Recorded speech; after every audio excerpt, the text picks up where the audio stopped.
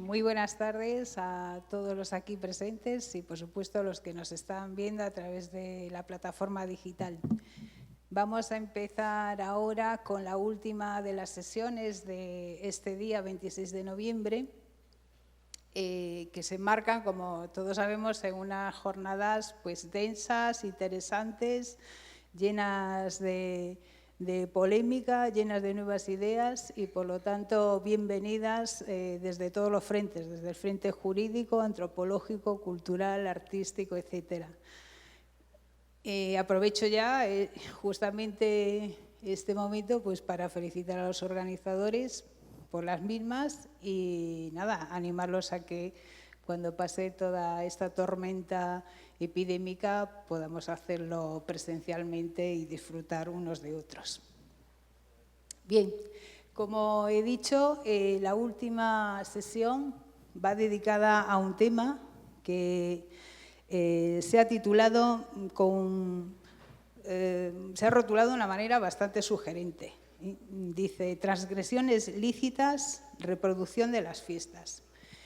Y digo yo que es sugerente porque, bueno, desde la perspectiva de un jurista ya abre muchísimas brechas. Lo primero, cuestionarse si efectivamente puede llegar a existir en derecho una transgresión que sea lícita.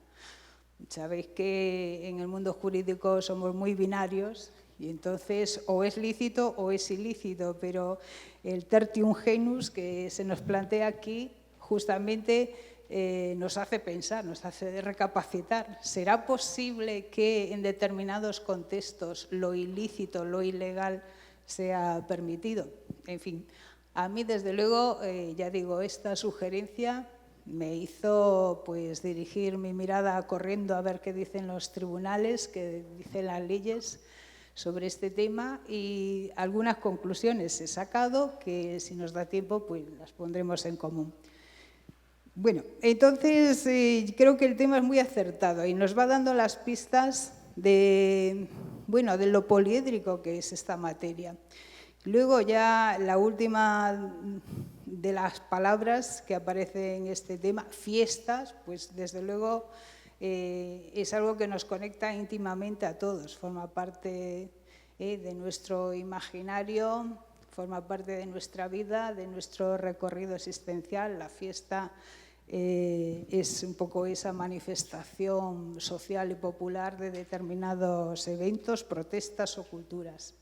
Así pues, el tema creo que vale la pena trabajarlo desde el punto de vista científico y para ello pues tenemos aquí a tres maravillosos colegas y compañeros que os quiero presentar ya desde ahora. En primer lugar tenemos a Julia Ramírez Blanco, que es profesora de la Universidad de Barcelona, es historiadora y crítica del arte. Trabajó muchísimo sobre los temas, sobre temas muy cercanos a lo que aquí nos trae, sobre todo las relaciones entre arte y utopía, a la que dedicó su tesis doctoral.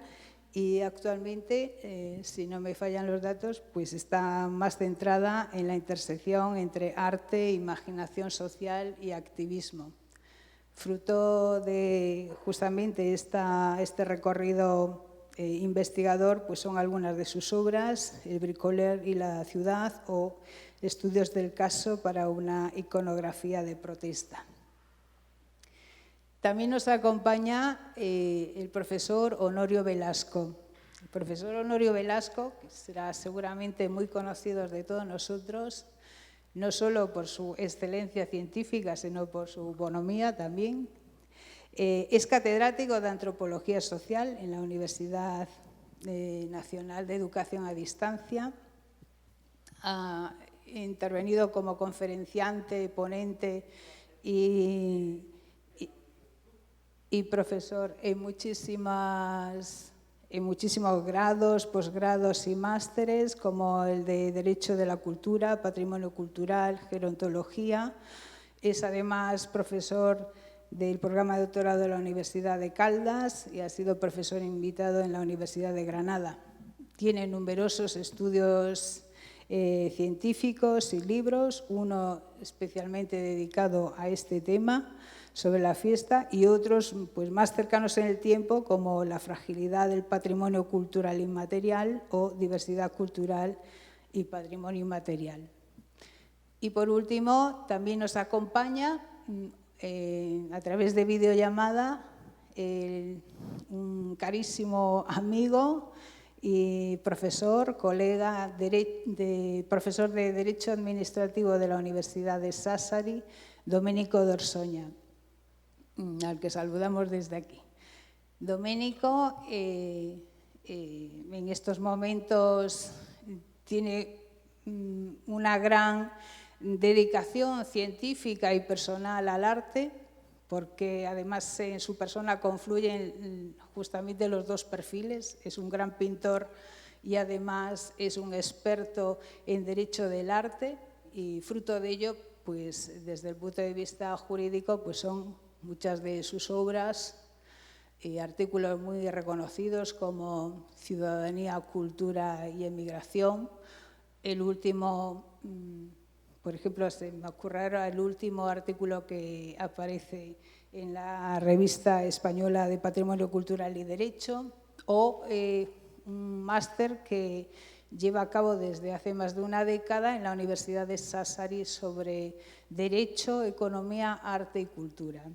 También le damos la bienvenida y a partir de estos momentos, pues les voy a ceder la palabra, por orden, claro, para que nos haga su exposición y sus aportaciones sobre las transgresiones lícitas, la reproducción de las fiestas. Entonces, tiene la palabra, en primer lugar, Julia Ramírez. Muchas gracias y muchas gracias por la introducción. Yo voy a acompañarme de una serie de imágenes, una serie de instantáneas que tenemos aquí y yo voy a hablar acerca de esta dimensión de la fiesta como subversión. Quería empezar con una cita, que es una cita de un colectivo ya inexistente, pero que ha dejado su huella en las formas de protesta actuales, que es Reclaim the Streets. Esta cita dice: los grandes momentos de la historia de la Revolución han sido siempre enormes festivales populares. La toma de la Bastilla, las insurrecciones de 1848, la Comuna de París, las revoluciones de 1917-19, mayo del 68… Por ello, las autoridades siempre han visto la fiesta popular como un problema, ya la hayan abolido, tolerado o semi-institucionalizado. ¿Por qué teme el poder a la fiesta? ¿Puede tener que ver con las ansias utópicas que sobrevienen a una multitud consciente de su propio poder? Esta cita quiero que la tengamos en mente a lo largo de una presentación en la que vamos a ver cómo distintos grupos activistas han partido de la posibilidad de que la fiesta se desborde y se convierta en revuelta como punto de partida para desarrollar su actividad. Este recorrido comienza con el llamado movimiento anticarreteras británico a principios de los años 90, que llevó a cabo ocupaciones a partir de campamentos situados en las rutas de las carreteras previstas por el Gobierno y que en 1994 ocupó toda una serie de viviendas en Londres, en unos barrios que iban a ser demolidos, y allí desarrolló toda una serie de fiestas que hicieron que se considerase el lugar como un festival de resistencia, que desplegó una festividad ya completamente desatada durante el desalojo, en el cual las esculturas se volvieron barricadas y durante el cual se activó el sonido de un sistema de sonido, convirtiendo el desalojo en una gran fiesta rave. Esto se desarrollaba en relación con una nueva legislación que prohibía explícitamente la celebración de fiestas rave y que hacía que se uniesen los intereses de comunidades politizadas y de formas de vida contraculturales basadas en el ocio. A partir de ahí se reconfiguró un colectivo que había surgido unos años antes, llamado Reclaim the Streets, y cuyo modus operandi podría hacernos recordar al lema atribuido a Emma Goldman, la anarquista, de "si no puedo bailar, no es mi revolución". No es exactamente lo que ella dijo, pero sí tiene que ver con un pasaje de su obra. El 14 de mayo de 1995, se produjo la primera gran fiesta de Reclaim the Streets en el barrio londinense de Camden Town. 2 coches se estrellaron y eran 2 coches que habían sido adquiridos por el colectivo precisamente para cortar la calle y abrirla a una gran celebración en la cual se trajeron juguetes para los niños, comida gratis y hubo sistemas de sonido operados por la electricidad de unas bicicletas. Las fiestas del colectivo no dejarían de crecer y en julio de 1996, si en la primera fiesta había habido 300 personas bailando, ahora habría 8.000 bailando en una celebración que en esta ocasión ocupaba una carretera, la carretera más corta de Londres, y que era una especie de testimonio o celebración de la victoria del movimiento anticarreteras. Y en esta fiesta se trajo arena como queriendo invertir el lema de mayo del 68 que decía que bajo los adoquines estaba la playa, ahora era sobre los adoquines o sobre la carretera está la playa.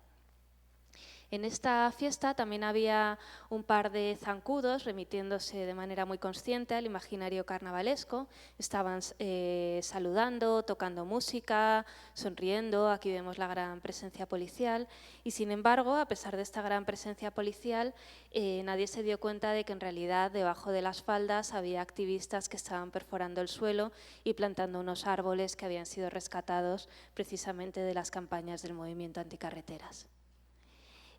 Para ellos hablaban de una recuperación simbólica del espacio que había sido privatizado, como retornándolo al mítico sentido colectivo del uso de la tierra de los comunes, y afirmaban, de nuevo jugando con mayo del 68, que bajo los adoquines está el bosque. Las fiestas de Reclaim the Streets ya en 1995 se expandirían por todo el país y en 1996 ya se expandirían por distintos países más allá del Reino Unido. En 1998 se realizaría la primera fiesta callejera global, en la cual se coordinarían fiestas de este estilo, fiestas anticapitalistas, voluntariamente ilegales, voluntariamente provocadoras, se coordinarían en un solo día como protesta frente a instituciones de la gobernanza financiera internacional. Y en 1999 se organizaría ya un carnaval contra el capital. Aquí vemos el panfleto, aquí vemos una de las escenas en las cuales se abrió una boca de incendios, aquí vemos las pancartas transformando el espacio en el cual tuvo lugar esta gran fiesta en Londres, que era la City o el distrito financiero. En estos momentos se habían repartido también máscaras entre la multitud y las máscaras tenían 3 colores: rojo, haciendo referencia a las tradiciones socialistas; negro, a las libertarias; verde, al movimiento ecologista ligado a los orígenes de Reclaim the Streets; y dorado porque la fiesta tenía lugar en el entorno del dinero. El colectivo de Reclaim the Streets era muy consciente de las teorías de Bakhtin acerca de lo carnavalesco y pretendían aprovechar esta grieta en la normalidad que introduce lo festivo, según el pensador ruso, y llevarla hacia la institución de lo que ellos soñaban como una fiesta permanente. Esta gran carnaval o este festival de resistencia del que hablábamos durante el movimiento anticarreteras se haría especialmente conocido con las actividades del movimiento antiglobalización, cuya gran fiesta de presentación, en palabras de la pensadora política Naomi Klein, tuvo lugar tan solo unos meses después del carnaval contra el capital en la ciudad de Seattle, en las protestas contra la Organización Mundial de Comercio. Y allí, en estas protestas, que por cierto fueron exitosas, se pudo ver cómo la movilización ya no era solamente esta multitud homogénea que avanza de un punto a otro, sino que se había mezclado con las estéticas y los movimientos más errantes del baile y del festival contracultural. En palabras del subcomandante Marcos, la revolución ya se parecía más a un carnaval y algunos colectivos lo aprovecharían de manera tan divertida como este bloque rosa que surgiría, que sería famoso en relación con las movilizaciones de Praga en el año 2000 y en la cual el activista Rosie Knobs acuñó el concepto de frivolidad táctica. Y aquí vemos poniéndolo en marcha, si funciona. Era un grupo de mujeres vestidas de rosa y con atributos como muy...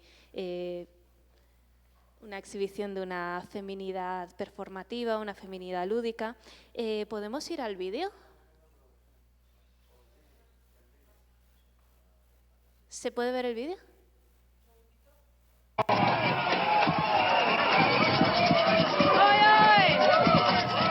No sé.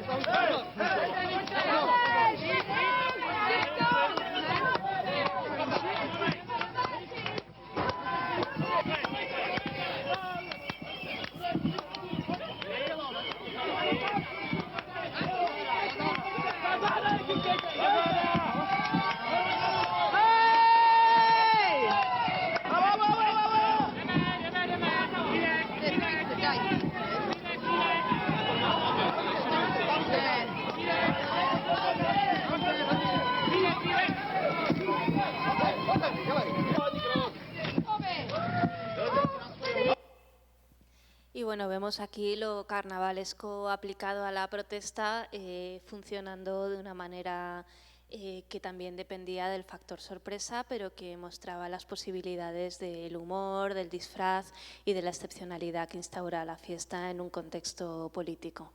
Este tipo de acciones, me estoy yendo para atrás, no sé por qué. Llevo el mando al revés, perdonadme. Este tipo de principios de la frivolidad táctica se ha desarrollado de manera creciente en los movimientos de protesta. Aquí vemos al colectivo Flo 6x8 con sus acciones de flamenco anticapitalista desarrolladas dentro de los bancos. Y con esta imagen quería terminar mi presentación abriendo simplemente el debate a la posibilidad de cuando la fiesta no es que sea censurada, sino que quiere constituirse como modalidad particular de lo ilegal para promover una manera de abrir grietas en el marco de lo posible y en los lugares donde se pueden ejercer protestas.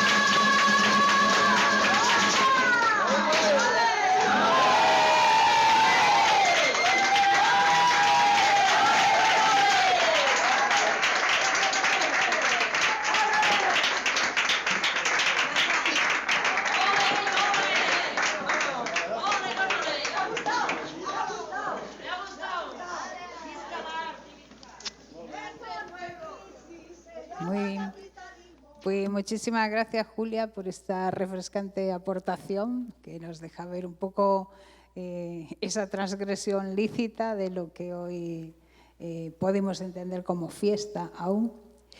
Y nada, como el tiempo apremia, vamos a dar paso a Domenico Dorsoña, pero en este caso lo vamos a hacer de una manera particular. Domenico, si me lo permites. Domenico hizo un vídeo de presentación de su ponencia. Está en italiano, es un vídeo un poquito extenso porque la verdad es denso en contenidos y muy profundo, además jurídicamente y casi ontológicamente, diría. Entonces, un poco para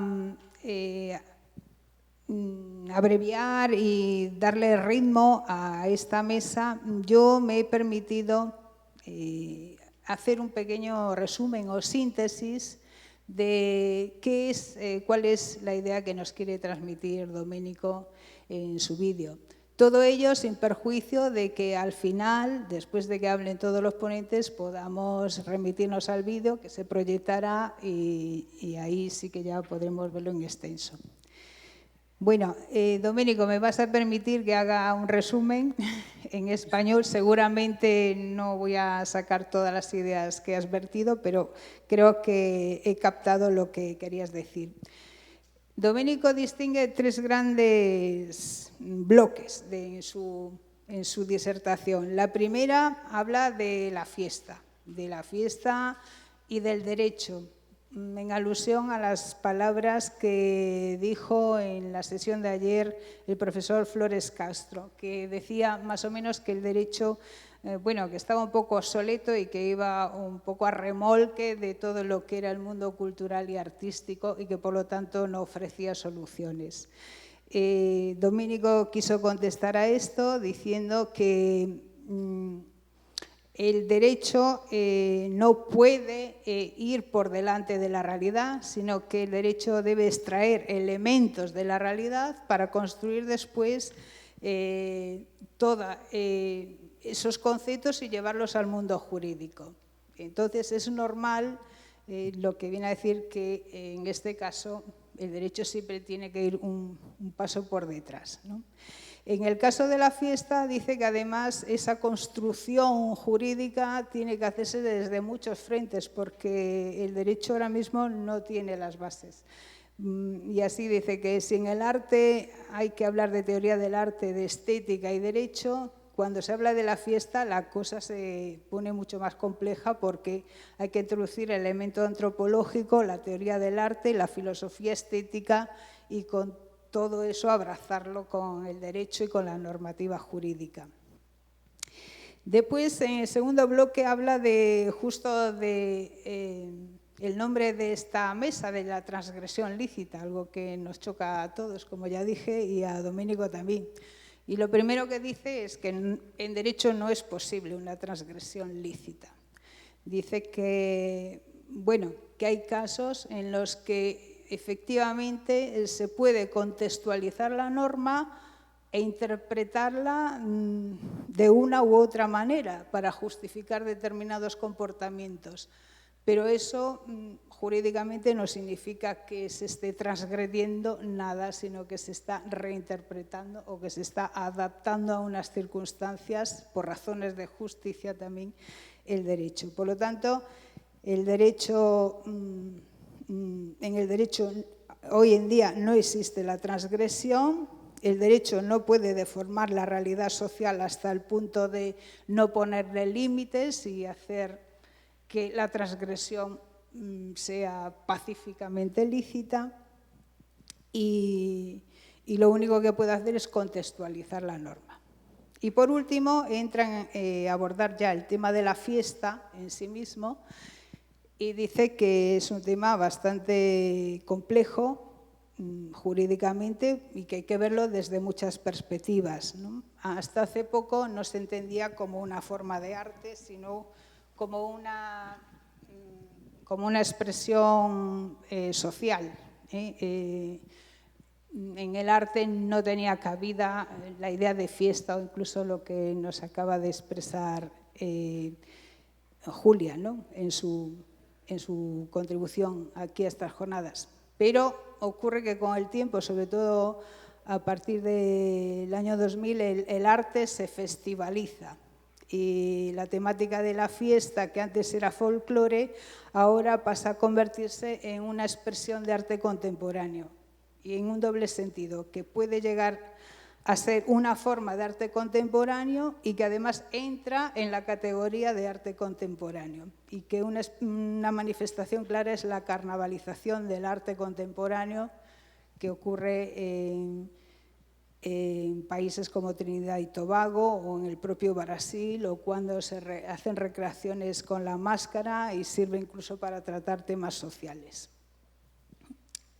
En conclusión, dice que no pretende dar una razón absoluta, que solo quiere reflexionar sobre el discurso artístico y el antropológico y el jurídico, que quizá habría que abrir un nuevo campo, igual que en la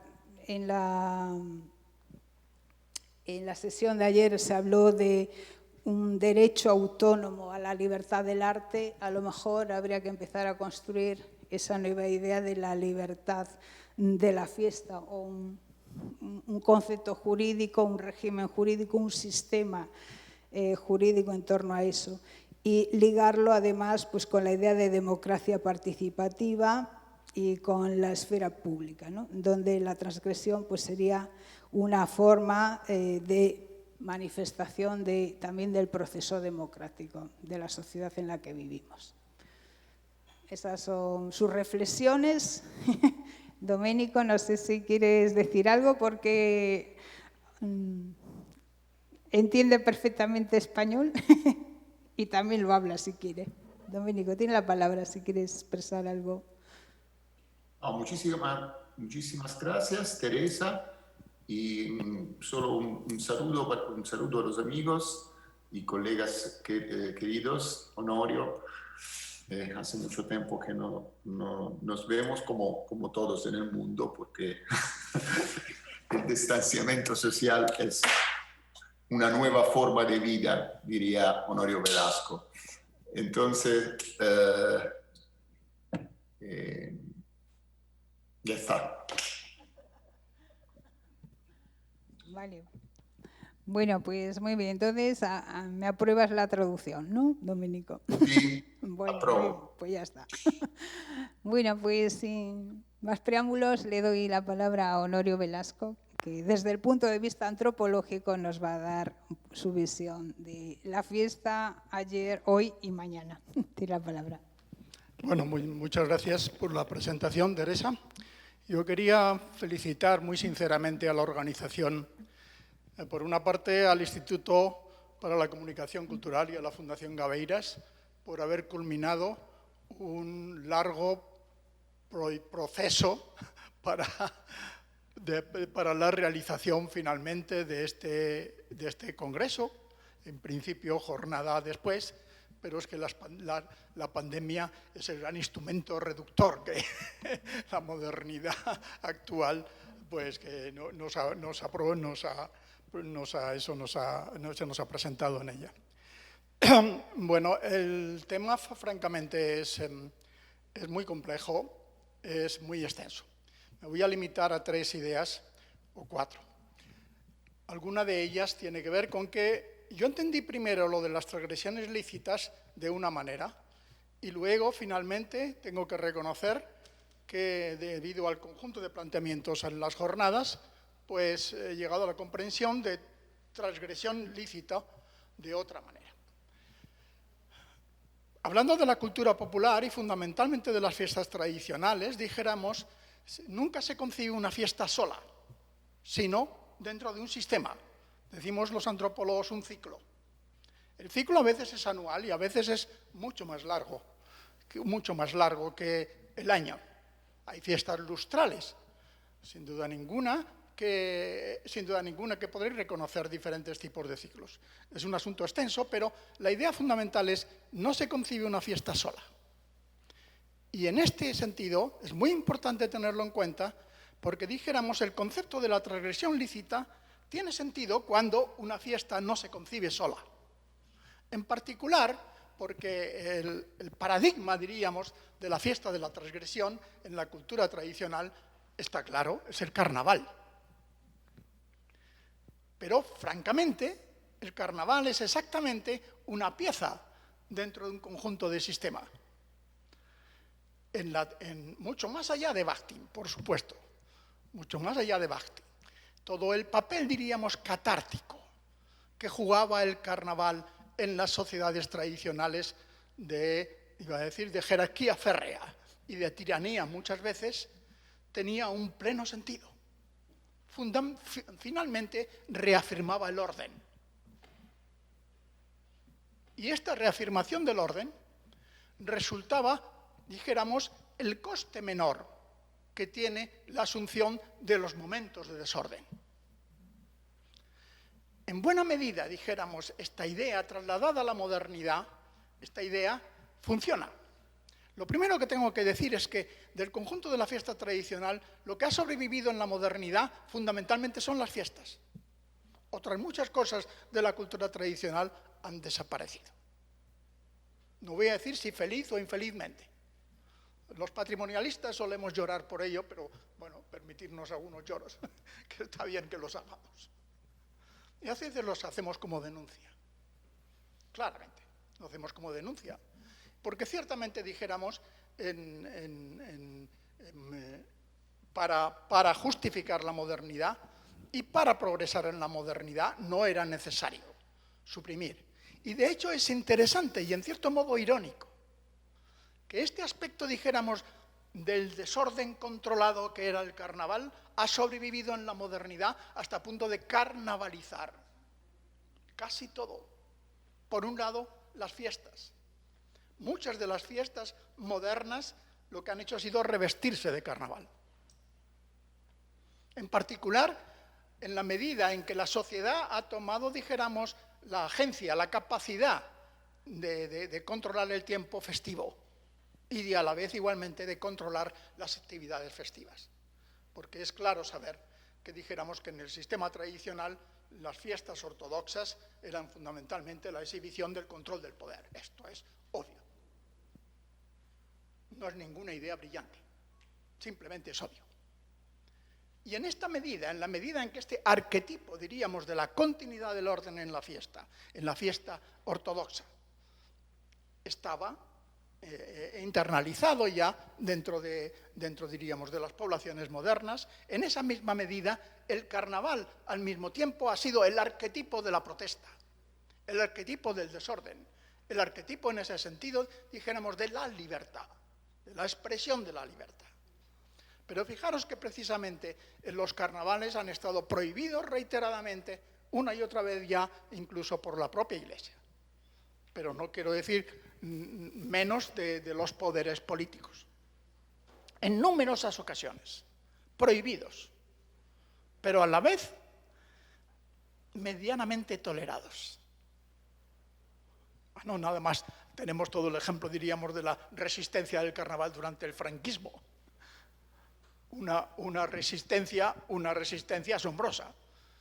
Ya no bajo el nombre de carnaval, pero sí bajo el nombre de las fiestas de invierno y otras muchísimas cosas. Podría, por un lado, seguir en esta dirección, simplemente para reforzar esta idea. No se puede concebir en ese sentido ni el carnaval ni la fiesta como protesta como fiesta sola, sino dentro de un conjunto, dentro de un ciclo temporal, dentro de un ciclo de actividad y dentro de un ciclo, dijéramos, de movilización ciudadana. Esa es una primera idea. En esta medida, dijéramos, estos eran transgresiones lícitas. Pero por otra parte ocurre que tanto en las fiestas ortodoxas como en el carnaval había una especie de eclosión de la creatividad. Y en este sentido reclamo para la cultura popular la capacidad artística. Y no solo para el artista individual.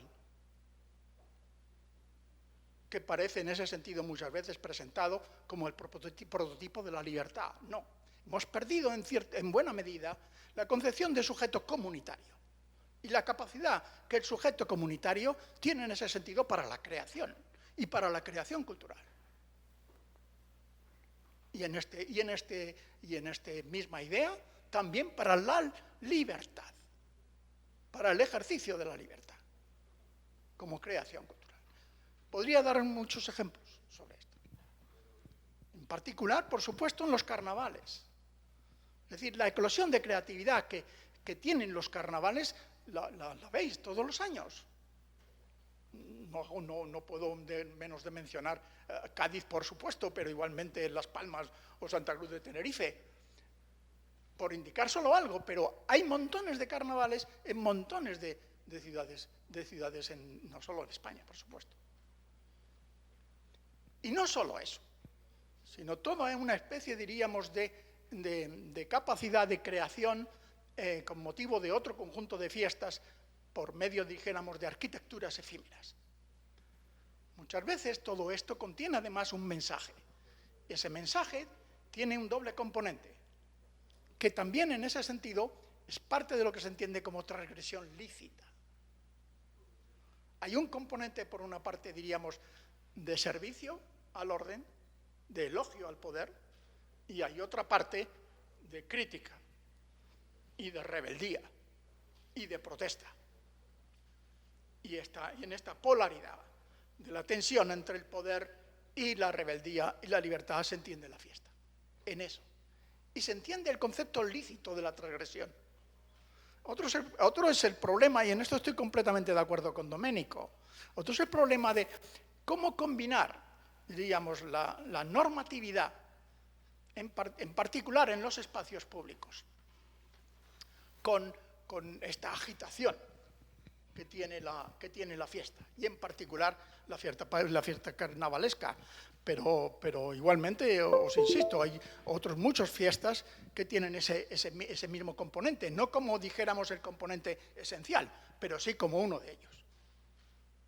Tras toda fiesta formal viene un acto más o menos informal, y a veces un contracto. Pero en este sentido, dijéramos, entendemos la fiesta como una tensión. Es más, entendemos como un espacio, diríamos, un espacio de la relación social, de la vida social, un espacio en el que las tensiones están vivas, las posiciones no están fijas, sino que los agentes se mueven en ellas, y se mueven y perciben un sentido de libertad básico, que resulta fundamental. Así que, en este aspecto, dijéramos, yo también me pronuncio por la necesidad diríamos, de una especie de normativa, solís decir los juristas, sui generis, que no quiere decir en ese sentido que sea excepcional, no, sino que precisamente, diríamos, para su posible comprensión, y en particular para su integración en lo que es la vida social de todos, de una sociedad compleja, sin duda ninguna, en la que hay confrontación de intereses habitualmente. Digamos, esta lección que tenemos de la vida tradicional y de los sistemas de fiestas tradicionales, a mí me parece muy interesante. Hablamos de transgresiones lícitas, diríamos, en ese sentido, más bien podríamos decir toleradas. Hay mucho de la cultura popular tradicional que es tolerado. ¿Por qué? Pues es evidente. Los artesanos no pueden seguir las normas laborales, no pueden seguir las normas higiénicas, no pueden seguir las normas fiscales, no pueden seguir casi nada. Si se les aplica, desaparecen.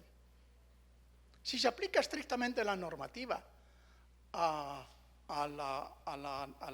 la realización de las fiestas y en particular del carnaval, se suprimiría. Se suprimiría. Claro que el pueblo es resistente.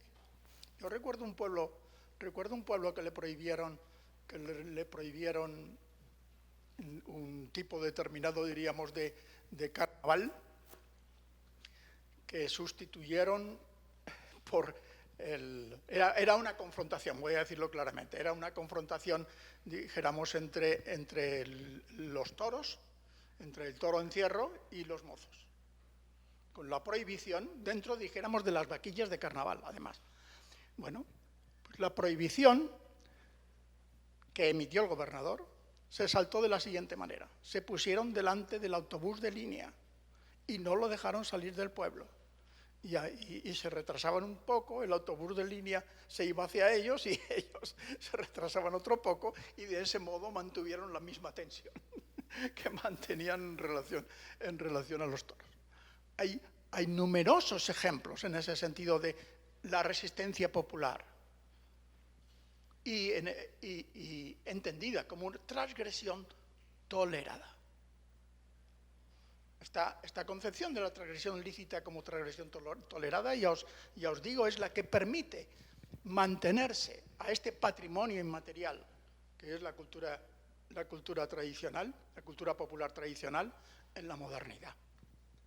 Tal vez sería deseable trabajar en la dirección de una normativa sui generis, pero entiendo igualmente más deseable el reconocimiento de la ciudadanía popular, y voy a decir incluso de las poblaciones rurales, como creadores culturales.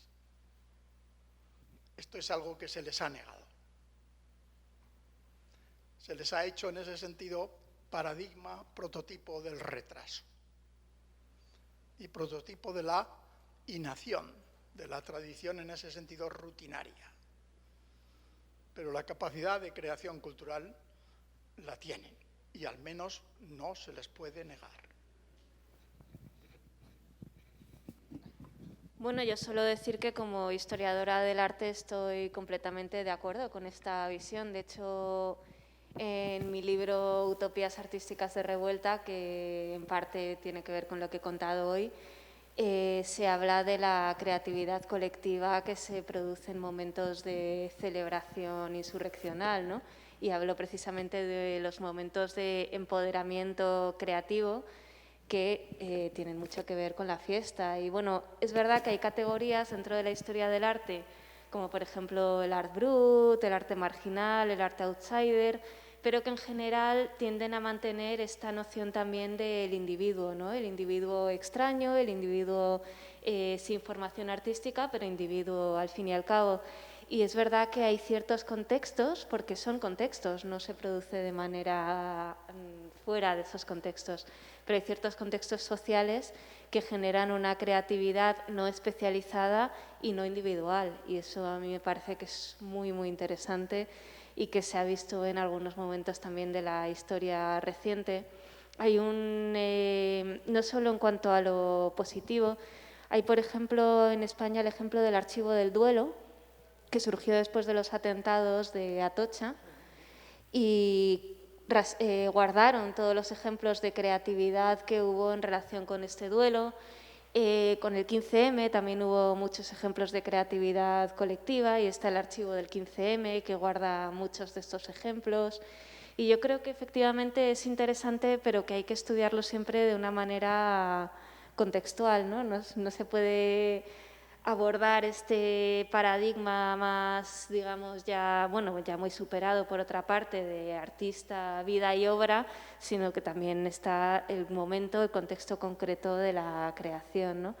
Y que está por eso muy ligado a la política, que quizás es uno de los terrenos en los que las sociedades modernas han reivindicado ese colectivismo propio de sociedades más tradicionales, que en esas sociedades más tradicionales no hacía falta reivindicar, ¿no? Sino que formaba parte de la trama misma de la vida. Muy bien, pues como veis, lo que era un tema aparentemente pacífico y lúdico se ha convertido, pues usando un poco, haciendo un brindis a Italia, un tema sfida, ¿no? Un tema reto, no solo para la antropología, para la historia, sino por supuesto también para el derecho. Quizá algunos participantes, alguien del público quiere hacer alguna pregunta, o de los que nos están oyendo, que nos están escuchando en digital. Domenico, ¿te gustaría hacer una pequeña intervención? Que creo que sí. Venga. Sí, estoy completamente de acuerdo con Honorio Velasco en todo, pero en particular en la parte en la cual ha observado, ha dicho que la libertad del arte se expresa también en una dimensión, se puede decir, sobre individual, no solo en la dimensión individual. En el debate de ayer, Marcos Vaquer y Jesús Prieto de Pedro subrayaron la dimensión subjetiva y la dimensión objetiva de la libertad del arte. Pero creo que este punto fue un punto de no completa comprensión con los teóricos del arte, los teóricos del arte. Porque cuando han hablado de la dimensión subjetiva de la libertad del arte, o sea, de una libertad que se expresa principalmente en la dimensión subjetiva, no han entendido decir que solo se expresa en los particulares, las personas físicas, los individuos.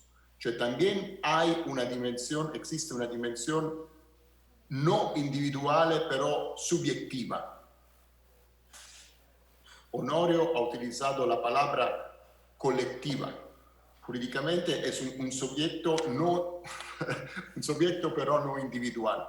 La dimensión objetiva a la cual han hecho referencia Marcos y Jesús Prieto de Pedro es la dimensión del interés público. Cuando el teórico del arte dice contra de los juristas, el arte es siempre pública, nosotros estamos diciendo la misma cosa hablando de la publicidad del interés a la garantía de la dimensión subjetiva, cioè la dimensión en la cual se expresa la libertad del arte, sea en los individuos, sea en los sujetos colectivos.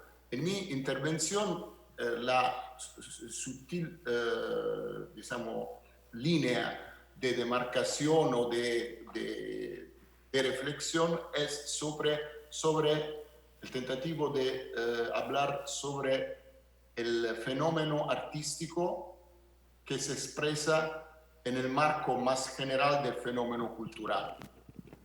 Porque cuando nosotros los juristas abarcamos el tema de la libertad del arte, nos apoyamos más a las categorías de la estética y de la teoría del arte, de la libertad individual. Y vamos perdiendo una parte. Cuando abarcamos el tema del grupo que se expresa, nos apoyamos más a las categorías de los antropólogos, construyendo nuestras categorías. Entonces, la realidad más sutil está en el espacio intermedio entre las dos dimensiones. Muy bien. Muchas gracias, Domenico. Siempre enriquecedor escucharte. Bueno, pues nada más, el tiempo apremia, se nos ha echado encima, entonces ahora lo que vamos a hacer es escuchar y ver el vídeo que nos ofreció Domenico de su intervención y por nuestra parte, pues daros las gracias por vuestra atención, por estar aquí y quedamos a vuestra disposición. Gracias, Honorio, gracias, Julia, gracias, Domenico. Un saludo a todos.